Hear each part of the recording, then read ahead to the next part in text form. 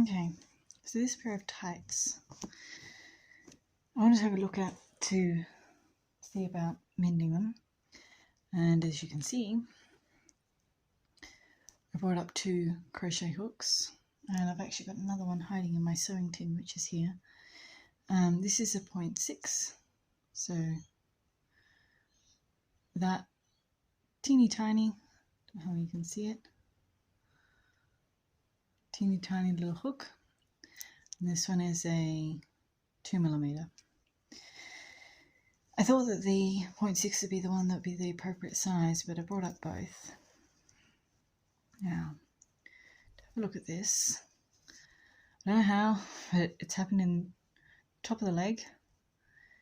There's a couple of runs. I can see that that one goes all the way up to there, that one to there. So a couple of runs, goes all the way up to there, that one to there, and to there, and they originate down here. And the runs get more and more. There's another run and another run, and there's these little runs here, and we start to actually get large multiple runs joining together, so you've got this full laddering. But the cause of it seems to be down here. I'm not entirely sure what happened, but that's a straight line straight across here. So something has happened. It's got caught, it's got torn, it's got chewed. I don't know, but something's happened there. Now, I just went and I tried to, I can put this hook, particularly for these runs, this is my 0.6mm crochet hook. I can thread this just through these loops like that. But I think my smaller ones would work better. But I've got these holes that I have to do as well.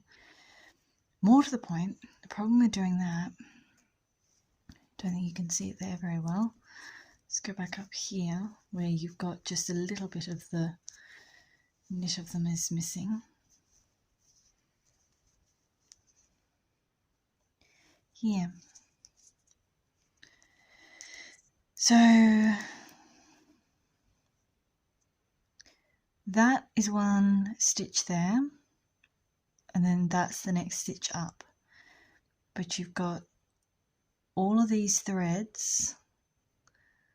When I scoop all of them up, they are all part of that stitch there. But at the same time, because they're elastic, they kind of move, and you've got these incredibly fine little elastic threads that are floating around. I don't think this is going to work for me to recrochet it up, so it's okay. What I will need to do is a little bit like that black top. I will sew it. I will put the needle through the top loop of each one of these, and then I will that parachute Old English stitch or German stitch, whichever you want to call it, all the way down these runs, so that this, because this is quite fragile, so that this is all covered on each of these runs. And then I will go horizontally across here for all of these holes, and I will not quite reweave it, but I will go diagonally here a little bit, and I'm just going to have to, as much as I can, gather that together. I might end up with this puckering slightly up like this. That's probably how I should do it. Basically just make that. Because this section here, you look at that, that's more ladder. You see? Whole ladder, whole situation, little bit of knitting, massive hole situation. So what I'm probably best to do is to just shorten these, raise that up by, what's that, half inch, an inch? and raise it up a little bit. I'll have to start with these ladders. I'll work my way down and I'll see how I feel about it when I get down there. But I think I might actually raise them. It's not a problem. These are really long tights anyway. And they're very comfortable.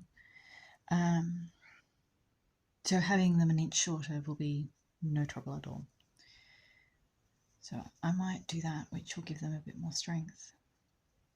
And if I do it so that I pucker it in slightly, then I won't have an actual fold here where the fabric's still fine, so it should still be comfortable. Let's get to it. We can now work on this, which I talked about the other day, and it is a little bit of a complicated job, but as most of the stitching is happening up the very top of the leg, I'm going to use this thread. It's not a perfect match, don't really care. It's a match enough. Where is the end? And that will work fine. Is that the end there, hiding? Yes. My goodness, they're just so matted together. Definitely not a good match. Maybe the black would look better. Let's check. Surprising how often black or white are just all that I use. I think the black is going to actually look better. Yep, black it is. We are not using the bright thread.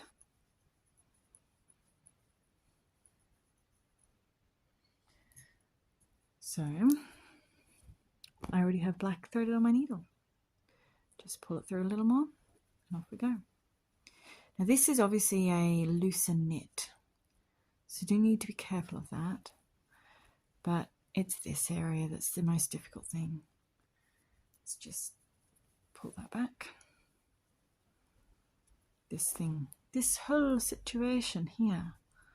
Again, I am turning my hand into my darning egg. Ow, don't poke your finger, that hurts.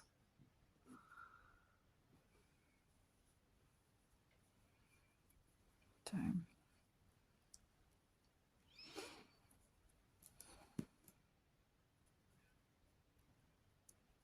I'm wanting to scoop that closed. Let's just pull that so that I can see the full length. Like so. Cool. So I might start at this end. I don't have a huge amount of thread left on this needle, so I think that'll probably be all that I can do. Then I'll do the verticals with a new thread. I'm weaving through more than I normally do, at least more than I did for the other one, because it is a pair of tights.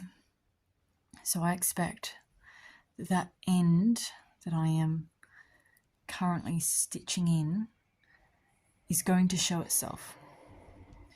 And I want the knot to still be secure even if the end starts to float around. I don't care if the end floats around, but it might do because, no, they're tights. Now, do have to be aware it is pretty delicate threads that I'm stitching here, so that means many more stitches. And I'm just going to, it's a similar idea. I'm actually doing this from the outside, which is going against what I just told you, but again, it is at the top of the leg. Who cares? No one's going to see it except for me. And then this has to go all the way up. It's easy to read the knitting from the outside, which is the other reason for me to do it like this. And not quite in the same place, but picking that up from a similar place. I'm having to get all the way up here. That is not quite knitted properly, as in it started to run in some places. So I'm wanting to use this section to travel up. Quite fast, really. Travel up. No, don't catch the thread. There we go. By pulling it taut with my hands, it also shows me how it's likely to sit on my legs, and I can feel on the inside the ridge that is forming against the inside of my fingers. So I can check that that ridge is even, and I will not notice it.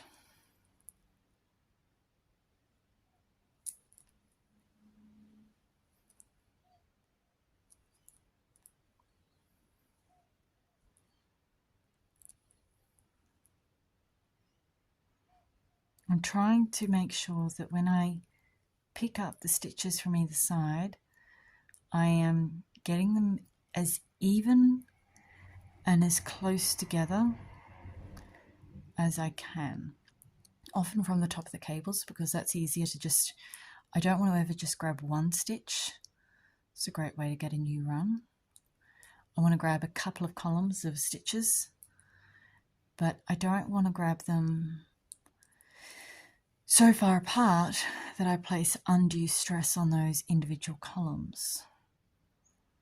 So see that I've grabbed about 4 stitches apart, a 2-stitch column. Garter section about 3 stitches apart, column 4 stitches apart, and each one I'm going slightly back as I go forward. So it's kind of 4 stitches forward, 2 stitches back. Even here, I know that that's a run. That's okay.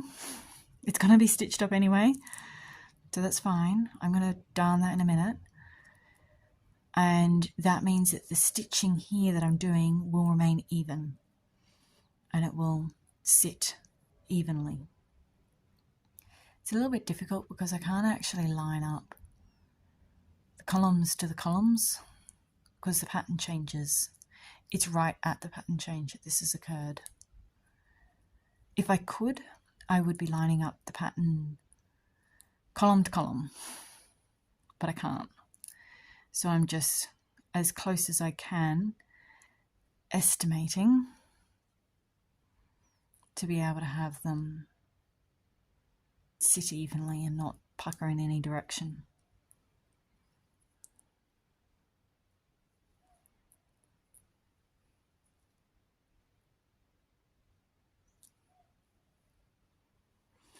I wonder what it was that actually ate them, tore them, ate them. Could have been anything. Could have been a moth. Could have been something outside. I don't use a dryer. Now, here, I can see it's going down there. I'm going to have to do the reverse of what I did at the other end and suddenly expand it out. But let me just check. Yep, there's still some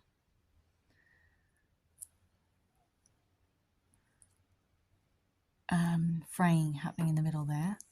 It's okay, I just need to rapidly make that inch decrease shrink to nothing. I don't know whether it might have been a nail. Could have been a nail, could have been... I doubt it would have been anything really sharp, but it kind of has that look. I can't imagine what it would have been that would be that sharp. Couldn't have been anything. Wouldn't be a cat or anything. There we go. See? All of that mess is all disappeared.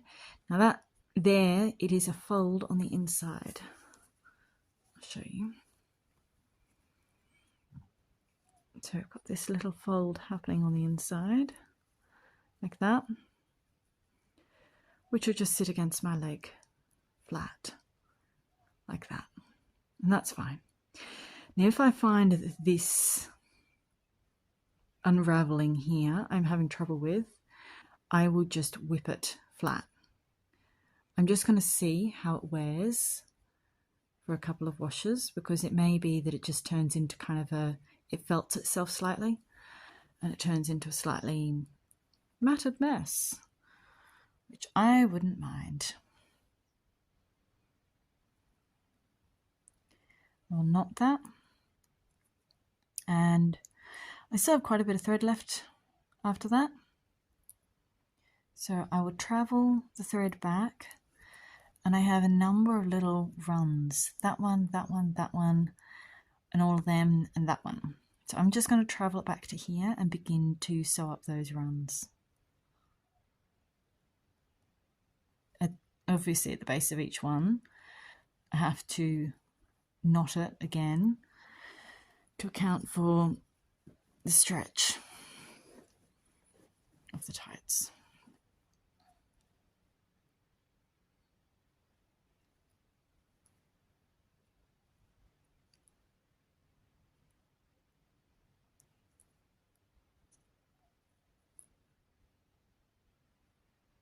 Same thing, go a couple of columns into the good side, English stitch, this shut. Now obviously this run has run itself all the way up into this gusset. So I'm not doing this to stop it running anymore. I'm doing this because that run thread is quite fragile, and unlike the run thread that's on the inside, that's against my skin, this is going to have the wear of both legs rubbing against it. So I just want to give it a little bit of strength to a weak spot.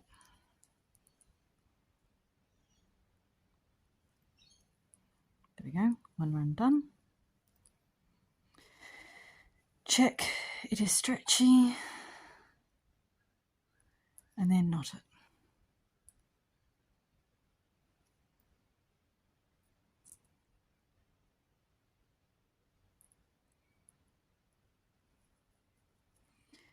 And walk my way up to the next run. Where is the next run?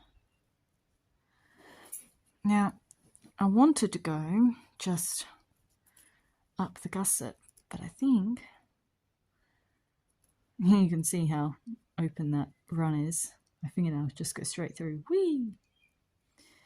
I think I am best to come back down here and across and then go back up, because it goes all the way up there. So travel the thread down. Obviously I could cut it. 1, effort. 2, in situations like this, that is about the length that I would want to leave as the tail. And then that is about the length that I would, if not more, that I would want to leave for the tail for the new piece.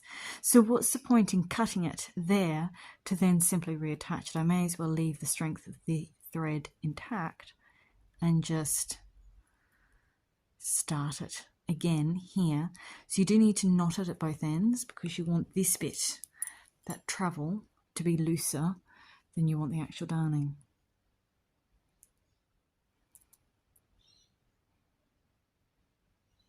So 1, 2, tangled.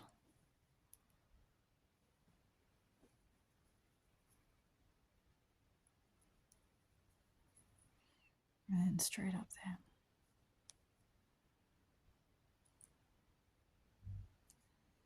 I might run out of thread on this one. We shall see.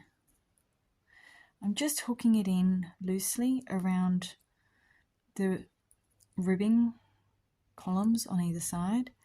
So you can see I'm going 1 V to the right and 1 V to the left. That's just for the strength.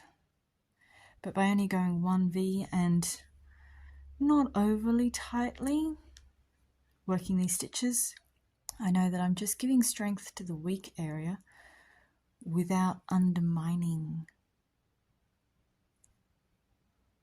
Without undermining the integrity of the actual stitches. The other thing that I keep thinking about a lot recently is I bought this wool. I don't know, it probably would have been about a year, maybe a little bit more ago now, maybe 2 years ago.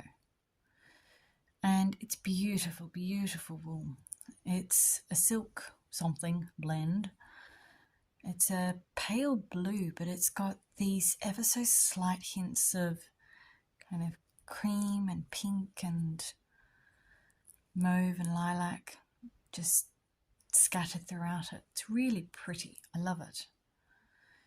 But I knit some of it up into a little shawlette thing, and it's terrible. As a shawlette, it did not work. The tails, they just curled in on themselves. It looked limp and worn and tired, and I barely had even worn it. I think just once, if that, and it looked terrible. I didn't wear it for ages. Or maybe only when I was sitting up in bed, brushing my hair in the middle of the night or something. But it was so awful. I've got a loose thread there. I'll have to do something about that one. And then I threaded a ribbon through the top edge of it where all the yarn overs were to create those wings. And I gathered it all up together and I made it into a pelerine. And that looks much better. I threaded beads along the edge to give it a little bit of weight to hold down. But, oh my goodness, it looks awful. It still looks tired. It still looks worn. It never sits right. It just kind of gathers in on itself and looks kind of bleh. I want a crochet hook for them. Let me get one. Crochet hook. Yeah, my hair is caught. It is doing uncomfortable things. There we go. But I've got another 2.5 balls of this beautiful lace weight thread, and I'm so torn over what to do with it. It is so awful in this shawl that I made, but the thread itself is so beautiful. I keep saying thread. I know it's yarn. Kind of can say thread given it's lace. Yeah. Anyway, I was having a think about it, and I recently made another shawl that I love. And that shawl is in a very pale pink thread with a darker mohair pink held double through it. And although it's got the light pink thread, it's kind of almost a creamy pink there, you kind of don't notice it. The overarching colour of the thing is the dark pink. Like these mitts is what I made with the leftover of it. That thread there, that's the pale pink cream yarn that I held double with this dark pink mohair. And they look lovely. And you don't see them as a pale pink. So I keep looking at these thinking maybe I could do the same thing with that blue. Maybe if I hold it double with some sort of a mohair, that will, 1, give it body, and 2, kind of tone down the blue, because the blue against my skin, it makes the shawl look more tired and it makes me look ill. It is not a good look. So I was thinking either a kind of a white of some kind. I hadn't decided whether a creamy white or a silvery white. I feel like a silvery white because of the colour of the yarn, but I feel like a creamy white with a very pale pink blush hint to it would work better with the yarn and would tie in better with my skin tone. Blue, I am discovering, does not tend to go well for me with my skin. Just kind of looks weird, which is annoying, but that is fine. That is part of life is discovering the things that do or don't work and adjusting as you need to. And that's kind of what I feel like I'm doing here, is I'm looking at this and I'm going, it kind of works, but it kind of doesn't. And the colour and the type of yarn for what I want to make of it, I don't want to make a top.